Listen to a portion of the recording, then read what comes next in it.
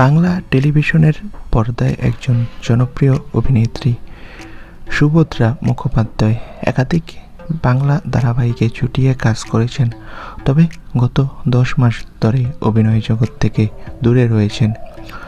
অভিনেত্রীকে শেষবার পর্দায় দেখা যায় 2024 সালে জি বাংলার আলোর কোলে ধারাবাহিকে।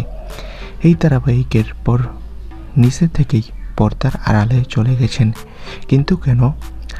আসলে স্বামীকে হারানোর পর তিনি আর অভিনয় জগতে ফেরেননি।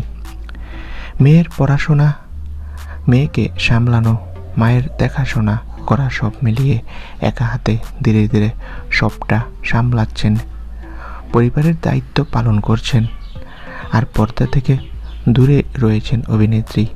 অভিনেত্রী বলেন, আমার স্বামী চলে যাওয়ার পর আজকাল সাজ করতে আর ভালো লাগে না।